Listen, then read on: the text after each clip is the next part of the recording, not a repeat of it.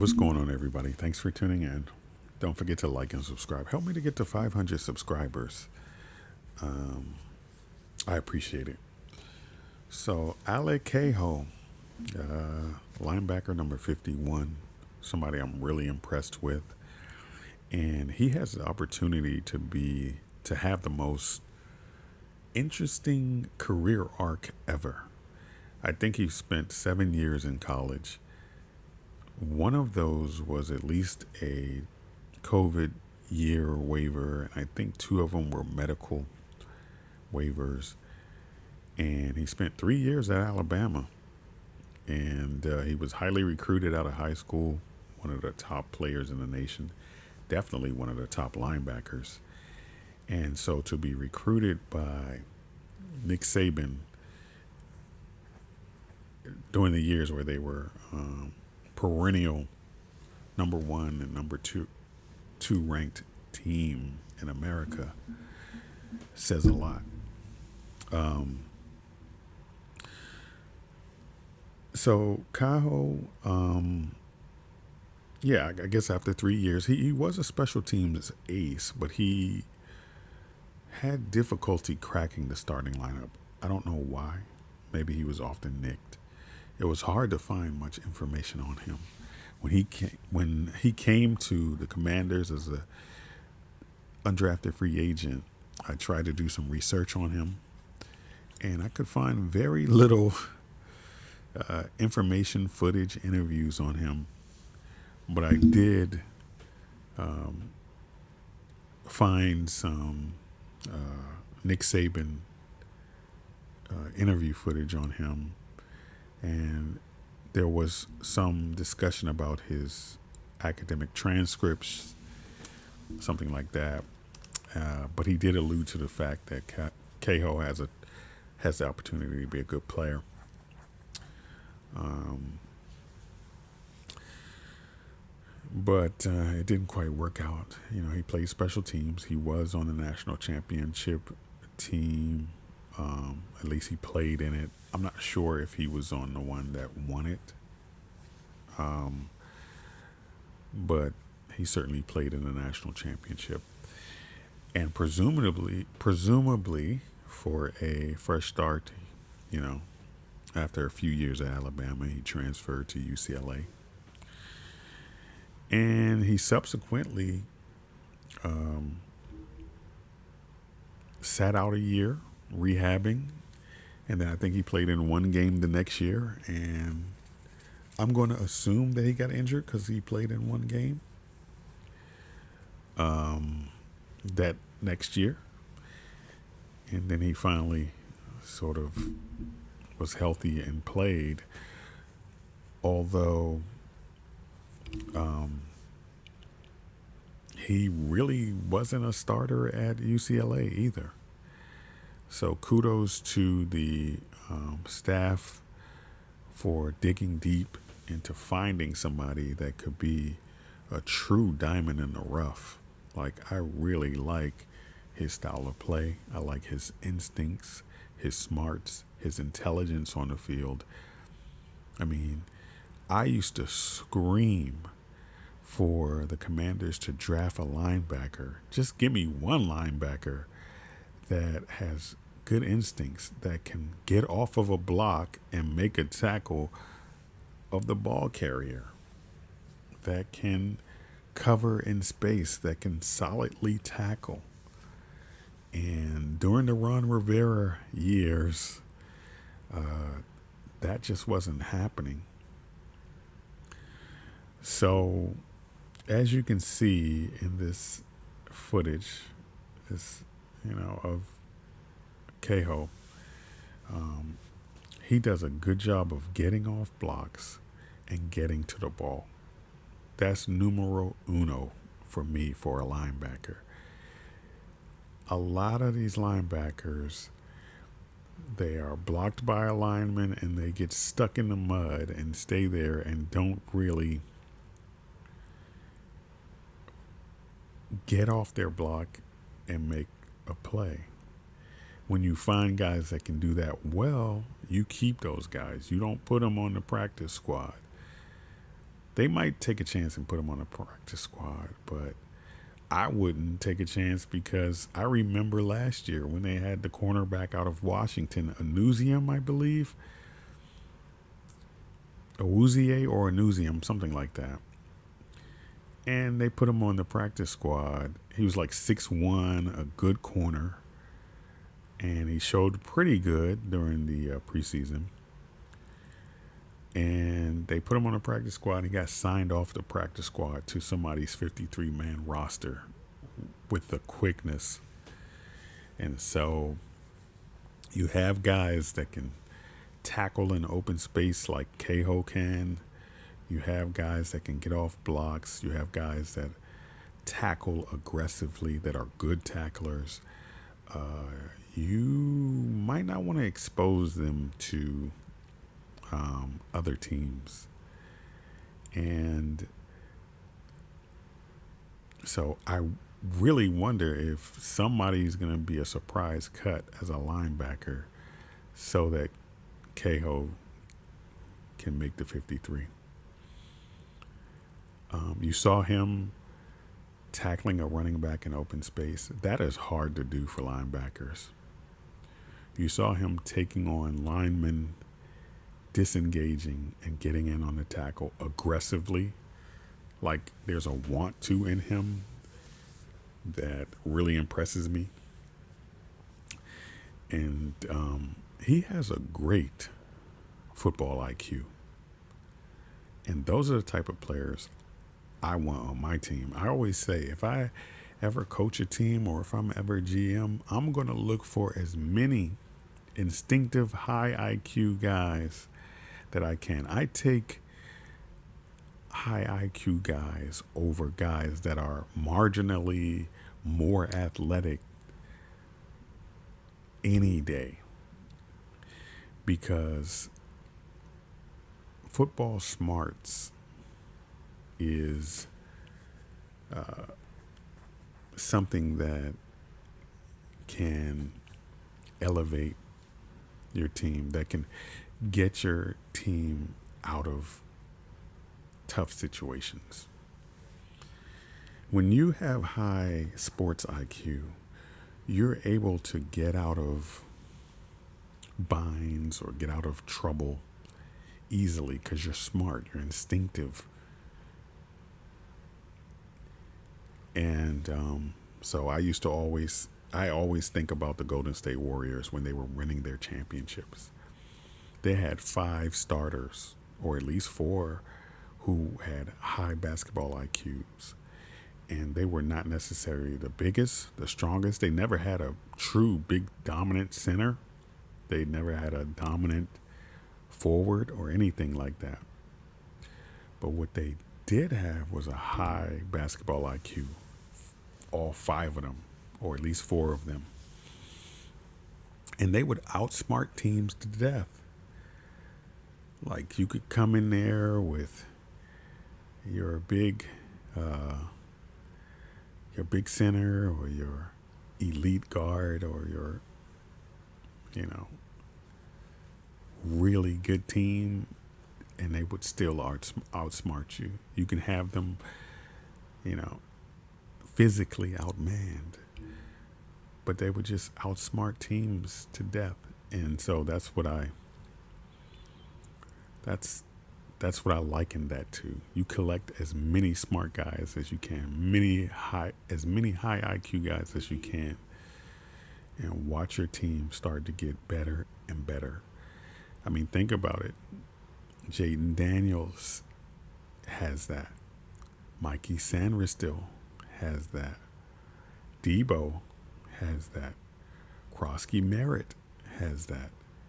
I think Kaho has that. I'm not saying he's going to be dominant, but I'm saying that he can be a solid starter for a team if given time, patience, and if he can stay healthy, because he hasn't really shown to have been healthy in college, and that worries me. And I'll do a little more research on him now that I have his birthday. I can do a little bit more research But it's like Jordan McGee. Jordan McGee, when you see his plays, and you can go to the channel listed at the lower right hand corner. What is it, Ace 30? But they have the footage of Jordan McGee, and you can see that he is an athletic player that can go from sideline to sideline to make plays. And Dan Quinn is very high on him. And I've never heard him talk about a player like this since he's been here. But he said that Jordan McGee is a good linebacker, a very good linebacker. I've never heard him say somebody was a very good X or very good Y. But he was like, man, he's a damn good linebacker. And I was like, how is he saying that? And he hasn't even played. But you can see why after the Baltimore game. The thing about Jordan McGee is he was always injured in college, and he was always injured the last couple years. So I hope that he can get it together, and that's behind him. I've been thinking lately, either Kaho, Madrano, or McGee are the heir apparent to Bobby Wagner. So we'll see who it is. Hopefully they can stay. Whoever stays healthy can do that. But I really like, I like all three of those linebackers. Like, if they can stay healthy, they have a good linebacker unit. Like, I literally think, okay, it's like we know that their DB unit has gotten better, for sure. We know that their safety unit is better than most people think, even though they were recently ranked the 32nd worst safety unit in the NFL. I would put that on the bulletin board and mark it down and watch how much better they play this year with Will Harris and Reeves and Owens, and I even like Worley, who they bought in, the veteran. Like, he's a thumper. He's not necessarily a coverage guy, I don't think, but he's a short tackler.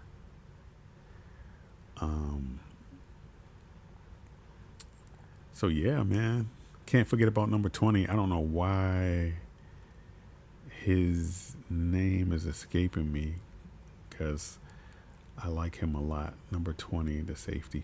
All right, well, maybe it'll pop in my head. But back to Kaho.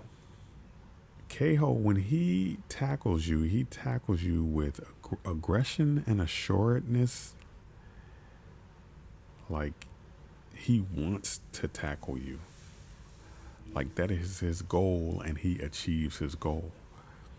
He doesn't just, oh, I got him down on the ground, I made the tackle. No. He has a way about him that's like a quiet warrior. And I think that with patience, time, and health, he can become like a Pro Bowler type. It's something about the culture. I'm not sure exactly where he's from, but he appears to be Pacific Islander, Samoan, or Hawaiian. I don't know. I don't even want to get it wrong, but that culture, that background, is something about those players. They have like a warrior strength within them. They always play their heart out. And it just seems, I mean, if you think about Frankie Louvu, Junior Seau, and guys like that, Vita Vea, like, those guys are tough guys, and they are fearless. Excuse me. And Kaho seems to be one of those guys to have that infused in him. Just stay healthy, my friend. Just stay healthy. And he arrives and makes a sure tackle every time. You rarely see him out leveraged. You rarely see him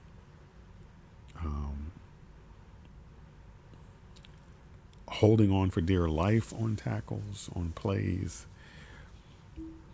He just has a high IQ, football IQ. And I like that. And you see here, he's communicating. And the thing about it is, it's so subtle with him that you may not notice. But he doesn't take the wrong angle. Like, he has a good mind to body awareness about him where he is always ahead of the game. Like, he doesn't take the wrong angle. He does what he has to do to get in on the play, and it's always the right and the smart choice, to me anyway. Maybe I could be wrong. I'm not a coach. Maybe he's been making some huge mistakes. But like I said, guys with high sports IQ, they can get out of trouble a lot easier than guys that don't have such a high IQ. And like I said, he does a good job of getting off of these blocks and getting in on the play. He has good eyes, good footwork, good movement, good athleticism, good awareness. And I'm sure the coaches notice it when they look at the film. So, like I said, I will be kind of scared to put him on the... He reminds me a little bit of Patrick Queen a little bit too.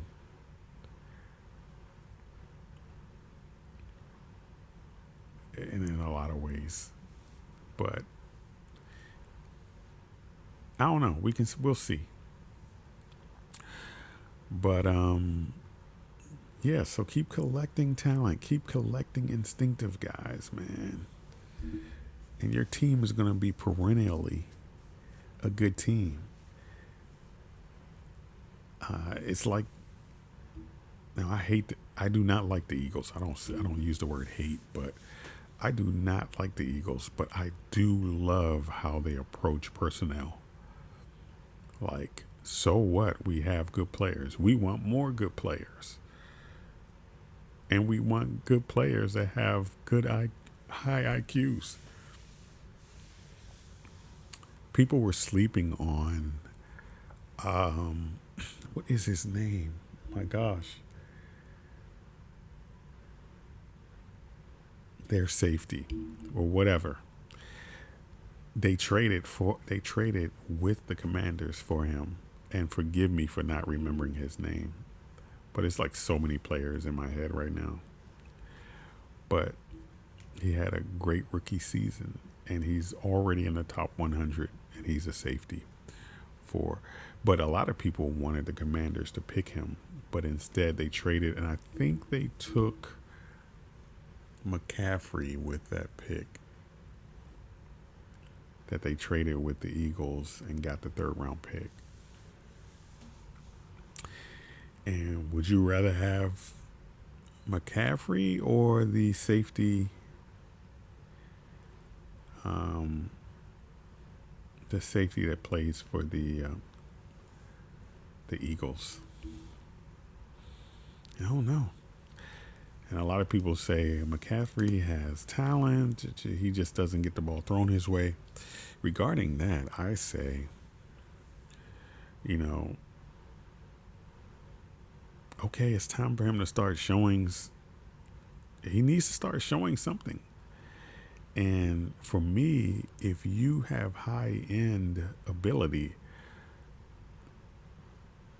the quarterbacks will have no choice but to throw it to you. So there's some disconnect there between McCaffrey being open and not getting the ball. I don't know what it is. I liked him coming out of college. I would have drafted him, but I would not have drafted him in the 3rd round. I don't think he was a 3rd round talent, especially since he only played 1 year at receiver. And I'm not sure if they were just trying to build depth, so they were taking people a little higher than they wanted to. But third round was a little high, and then second round for Ben Sinnott, I believe. And I really wanted them to get Ben Sinnott when I, sort of watched his tape. But at the same time, I thought that he was drafted kind of high too. So if you know me, and if you hear me a little bit and watch some of my videos, you know that the personnel department and the Commanders, I think they use a little too much analytics and not enough instincts on picking players. But we'll see. They made it to the championship game, and they should be a good team this year. So, and I'm not a GM, so. But back to Kaho. I mean, if you see all of these highlights, he's just always in the right position or can quickly get into the right position if he's not in the right position, if that makes sense. Follow him on this play. He did not just hit a hole and overreach. He kept sliding, and then got in on a tackle and then laid the wood when he was there. Like, that is high IQ. That is good linebacker play. You see a lot of times a linebacker, they would just find a hole and overreach and lunge at the running back. But he was sliding, let the play develop. I love it. This open field tackle, again, is great on a running back by a linebacker. Just like the open field tackle on Ja'Cory Krosky-Merritt that the Bengals linebacker had. That was an excellent open field tackle, and we know that JCM could, that Bill Merritt can definitely get past most linebackers. But look at that. Disengages from the block. Don't get caught up like a lot of linebackers do, especially the ones that have been through Washington the last few years. You get hooked up with the lineman and then stay engaged. No, get off of that and go get the ball. So Kaho is my guy. Look at that. Like I said, good mind to body awareness.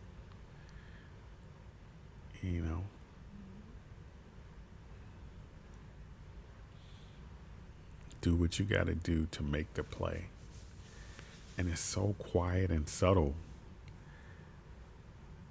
And then you're going to look up, and slowly but surely people are going to start saying, Alec Kaho is a good football player. And then they're going to start talking about him as one of the better linebackers. Now, he has to stay healthy. So that's all I got to say about that. What do you guys think? Thank you for your time. I appreciate it. And do you guys want me to do somebody else? Let me know. And also, this logo down the bottom, Ace 30 or whatever, look for and watch some of their YouTube stuff. They have good cut-ups of specific players on the Commanders that you might find helpful, useful. So props to them. Props to the NFL for this footage. And that's all I got. Thank you.